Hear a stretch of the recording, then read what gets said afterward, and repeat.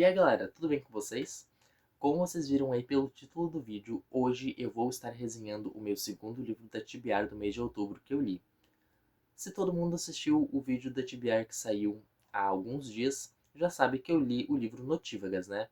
Nesse vídeo, obviamente, eu vou falar do livro O Homem de Palha, do autor Pablo Zorzi, um autor catarinense, né, aqui do Brasil, que escreve livros de thriller, terror e suspense.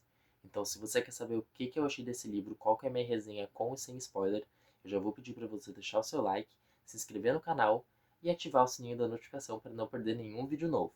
Bora pro vídeo, mas antes fiquem com a intro do canal com esse tema de Halloween.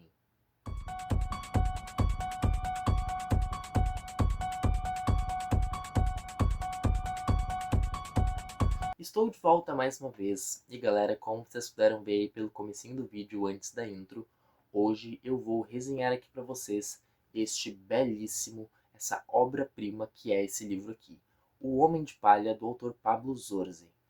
Sendo bem sincero para vocês, eu comecei a ler esse livro aqui no ano passado, tá? Se eu não me engano, ele foi lançado em 2023, há 2 anos atrás, pela editora, né, Astral Cultural.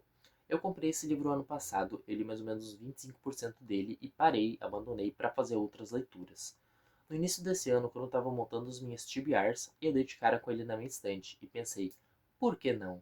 Então decidi encaixar ele na TBR do mês de outubro, né? Porque tem tudo a ver. Um livro sobre um assassino em série que transforma praticamente as pessoas em palha não poderia ficar de fora do mês do Halloween. E aí, hoje eu estou aqui para resenhar ele para vocês. Lembrando que esse vídeo aqui é um vídeo de resenha de TBR. Então, geralmente, eu falo um pouco do livro assim, um pouco bastante do livro sem spoilers, e no finalzinho eu deixo uma parte só com spoilers. Mas eu deixo também uma minutagem mais ou menos aqui em cima para quem quiser pular e não assistir os spoilers para não estragar a experiência de leitura, tá bom? Então vamos começar com a resenha sem spoilers, porque senão vocês sabem, né? Esse vídeo vai ficar com 20 e poucos minutos. Em Um Homem de Palha, a gente vai ser jogado totalmente para muito, muito longe do Brasil. Sendo mais específico, no Alasca, na cidade do Riacho do Alce, tá? Tem outro livro do autor que chama Colheita de Ossos, que eu li e gostei muito, que se passa aqui no Brasil, né? O autor é catarinense, então a história do Colheita de Ossos se passa no sul do Brasil. Já em Um Homem de Palha, como eu tinha dito, a gente vai ser jogado para muito longe do Brasil, para uma área totalmente árida, gélida, com frio, assim, ó, abaixo de zero, temperatura, sei lá, -20, -30 graus Celsius. Isso vai ajudar muito no desenvolvimento e na construção do cenário e dos assassinatos e homicídios do livro. Logo no comecinho, no prólogo, a gente tem uma cena super impactante do assassino conversando com nós leitores, praticamente quebrando a quarta parede. Então ele vai estar falando ali que ele está perseguindo uma jovem há um tempo. O nome dela é Elsa Rugger. Ela está grávida e ele escolheu ela simplesmente para ser a primeira vítima, porque sim, ele não tinha um motivo muito bom. Então ele deu de cara com ela, pensou, por que não? Vou lá e vou assassinar ela um pouquinho, tá? E é assim que o livro começa. Com o assassino contando pra gente que a Elsa Rugger vai ser a primeira mulher que ele vai começar nessa sede de vingança por alguém e nessa sede de sangue que ele vai ter ali por essas pessoas aqui no livro. Só que logo no capítulo 1 a gente descobre que a Elsa Rugger foi encontrada morta depois de ter sido atropelada. Então as coisas ficam meio suspeitas, meio estranhas, assim, logo no começo do livro, né? Quando eu comecei a ler, lá no ano passado, que eu disse pra vocês que eu abandonei, e nesse ano mais uma vez, eu fiquei tipo, ué, ele falou que matou ela e como que ela foi atropelada? Logo depois do livro, a gente começa a entender um pouquinho mais sobre essa história. Mas o ponto inicial do livro começa exatamente aí, quando uma pessoa ali, né, numa viatura de polícia, descobre que uma mulher foi atropelada numa rodovia e o caminhoneiro praticamente está desaparecido. Então, o nosso protagonista entra em cena e a gente descobre o nome dele e algumas coisas mais sobre ele. O nome dele é Gustavo Prado e ele é um brasileiro, né? Ele nasceu no Brasil, só que ele se mudou para o Alasca quando ele era muito pequenininho, né? Quando ele era um bebezinho. Então ele vive ali desde então. O Gustavo, ele é praticamente um detetive, né? Um inspetor de polícia. E ele é aquele inspetor que trabalha em campo. Ele não fica mexendo no computador, fazendo planilha, desvendando DNA. Não, ele vai para a missão de campo, ele vai em busca do assassino, ele vai em busca do criminoso que está cometendo os crimes ali pela região.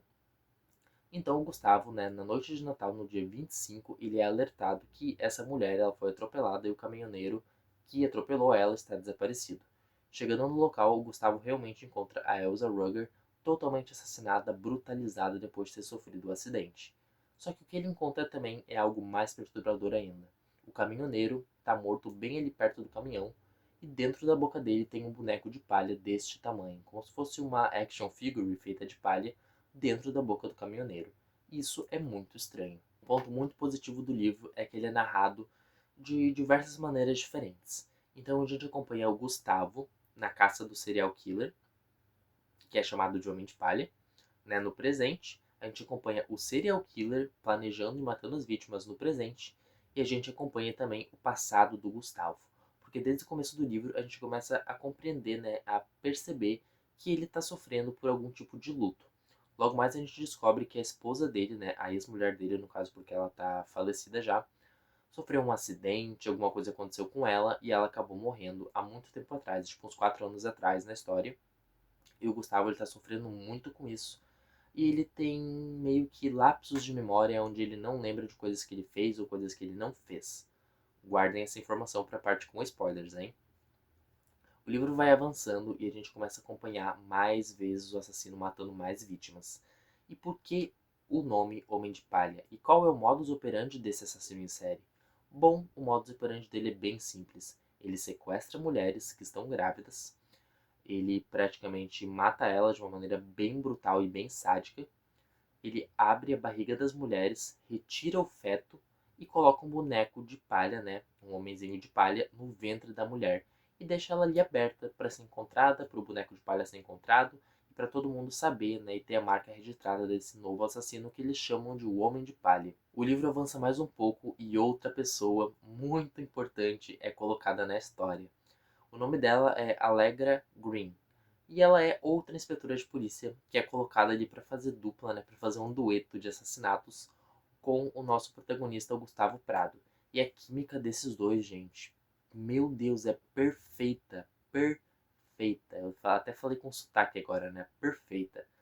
É muito boa a química que eles têm, eles fazem piadas, eles trocam ali assuntos muito interessantes. O Gustavo se abre um pouco com a Allegra. Sim, o nome dela é Allegra, tá? Eles conversam muito, eles têm diálogos muito bons, monólogos.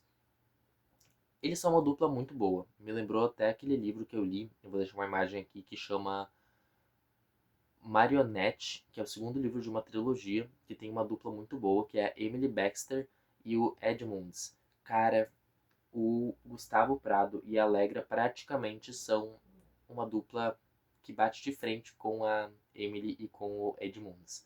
Tá? Esse livro aqui, que eu deixei ele para vocês, o Marionette, é um livro que eu li há muito tempo atrás, o segundo de uma trilogia, e é um livro muito bom. Eu tenho muita saudade de ler. Mas voltando ao Homem de Palha, coisas mais bizarras começam a acontecer. Mais mortes, mais sequências de mortes. As coisas começam a ficar um pouco tensas e a gente começa a desconfiar de todo mundo, porque o livro ele tem muitos personagens. Mesmo que os personagens não sejam tão relevantes para a história, o autor faz questão de citar cada um deles. Então vai ter fulano de tal, ciclano de tal, beltrano de tal, com o nome da cidade que a pessoa nasceu, o nome da cidade que a pessoa visitou um dia. Então isso é tudo inserido na história, isso é tudo jogado na nossa cara e faz a gente pensar, cara, quem morreu agora? Era importante ou não era? Isso foi o que eu senti. Algumas pessoas vão dizer que isso é muito ruim pra história, mas eu digo totalmente o contrário. Isso foi muito bom. Porque fazia eu ficar pensando toda hora no nome do personagem, ficar decorando o nome dele, de onde que ele tinha vindo, qual era a cidade que ele tinha ido, para conseguir juntar os pontos. Isso eu gostei bastante. Além do mais que esse livro aqui tem capítulos curtíssimos. Vocês não têm ideia. São capítulos assim, ó, muito rápidos, tá? Vou usar um exemplo. Aqui, não sei se vai dar pra ver, página 55, capítulo 55. Aqui, ó. Opa, 55, tá? Aí eu vou pular, eu vou mostrar pra vocês. Uma, duas. Capítulo 56. Entenderam? São capítulos curtíssimos. Até o final do livro a gente tem uns 80, tá? 82. O último capítulo é o capítulo 82. Isso faz com que a leitura seja muito fluida, além de ficar indo e voltando no presente e passado, assassino e protagonista. Cara, é muito rápido. Ainda mais com o audiobook do lado, tu lê assim, ó, no piscar de olhos. Bom, mas então agora vamos pra parte com spoilers. Se você não quer saber nada mais que é, tipo assim, bombástico do livro, pula pro minuto que eu vou estar deixando bem aqui em cima, perto do topo da minha luminária. Pula pra esse minuto que já vai ser os agradecimentos do vídeo, onde eu peço like, onde eu agradeço pra vocês, enfim. Pule pra cá, porque agora vai começar a parte de spoilers. Sendo bem sincero pra vocês, eu não vou dar muitos spoilers, tá? Eu não vou dizer os spoilers mais bombásticos, eu não vou revelar a identidade do assassino. Eu não vou dizer se o protagonista tem alguma coisa a ver com o assassinato. Talvez ele tenha. Porque, gente, apesar de dizer spoilers, eu nunca gosto de dizer todo o spoiler possível, porque, né? Vai que tu, mesmo com spoiler, queira ler o livro. Então, vai que tu pense, ele diz todos os spoilers possíveis. Agora eu vou ler o livro e vou descobrir tudo isso, vou ver como é que foi construído. Chega no final e tu tem um plot twist que tu não esperava porque eu não disse. Isso é muito legal, eu já fiz isso, tá? Mas agora vamos ao que interessa. Qual que é o spoiler master do livro, Vicente? Os spoilers masters, tá? Porque eu não vou dizer o bombástico, eu vou dizer os masters. Lembra que eu disse pra vocês que o Gustavo ele tem lapsos de memória?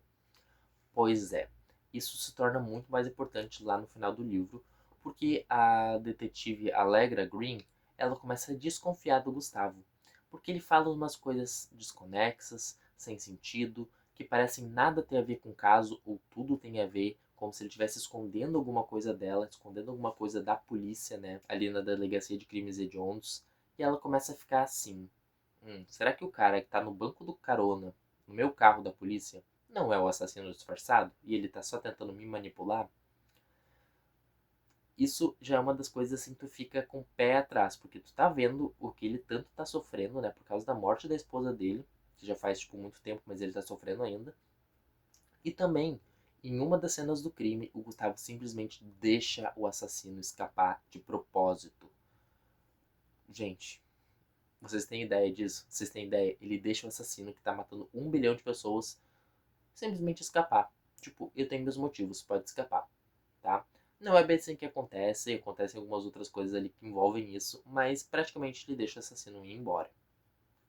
Outro plot twist aqui do livro é que não é apenas um assassino. Assim como Pânico, né, o filme de terror, são dois. É um sequestrador e o Homem de Palha. Então a gente vai ter o próprio título do livro, né, o Homem de Palha, que é o cara que pega as mães e tira o feto da barriga e coloca um bonequinho de palha. E a gente tem o sequestrador, que simplesmente começa a desaparecer com as pessoas, a sumir com todas as pessoas ali que estão por perto. Por isso que tem mais mortes acontecendo, por isso que tem mais desaparecimento, mais homenzinho de palha. E o assassino, o homem de palha, ele começa a ver que tem um sequestrador na área, que não é ele, porque ele tipo assim pensa, essa pessoa desapareceu, mas não foi eu que matei. O que está acontecendo? E ele fica se perguntando. E ele começa a pensar assim: eu vou ter que fazer mais, vou ter que fazer pior do que eu estava fazendo para as pessoas verem que é eu que sou o verdadeiro vilão e não esse sequestradorzinho barato. Isso fica muito legal, a dinâmica do livro fica muito legal, porque tem o assassino e o sequestrador praticamente batendo de frente com o outro, enquanto a polícia está na caça dos dois, tá? E o spoiler bombástico de quem é o assassino eu não vou revelar. Se você quer saber quem é o assassino, o Homem de Palha, né, do livro O Homem de Palha, leia essa obra porque tu não vai se arrepender. A nota final que eu dou pro livro O Homem de Palha, do autor Pablo Zorzi, é 4 estrelas. Faltou algumas coisinhas, faltou. Eu achei que teve algumas partes arrastadas, apesar de serem, né, capítulos curtíssimos. Teve algumas partes que eu achei que não foram muito necessárias, algumas coisas que foram inseridas na história que não precisava, tá? Não digo dos personagens nem da cidade, digo mesmo do enredo mesmo. Teve uma enrolaçãozinha ali por parte do que aconteceu com o Gustavo no passado, e eu achei que isso poderia ser resolvido mais rápido. Mas mesmo assim, ele é um livro muito bom e merece muito reconhecimento e merece ser lido, porque é um autor nacional que escreve thriller. Cara, a gente já tem um grande nome, né, no Brasil como um autor nacional que escreve thrillers, que é o próprio Rafael Montes. Os livros dele são incríveis, eu tô lendo, já li um esse mês e tô lendo o outro dele, e cara, perfeito, Rafael Montes, tu é perfeito, sério. E o autor também, o Pablo Zorzi também é incrível, vou deixar uma imagenzinha dele aqui. Como eu disse, ele escreveu um outro livro que chama Colheita de Ossos, e ele é um dos meus livros de terror preferidos da vida. E é um livro nacional. Pois é, o Brasil também surpreende às vezes a gente com a literatura, né? Bom, gente, o vídeo foi esse. Eu espero muito que vocês tenham gostado. Se gostaram, já sabem o que fazer. Deixe seu like, se inscrevam no canal, ativem o sininho da notificação para não perder nenhum vídeo novo. Fiquem ligados que logo mais vai sair o vídeo do Desencalhando Livros. Logo depois vai sair um videozinho extra pra vocês. E depois, talvez, outro vídeo extra. E depois, obviamente, o Lidos do Mês. É isso, gente. O vídeo vai ficando por aqui. Obrigado por terem visto até aqui comigo. Um grande abraço pra vocês. E até o próximo vídeo.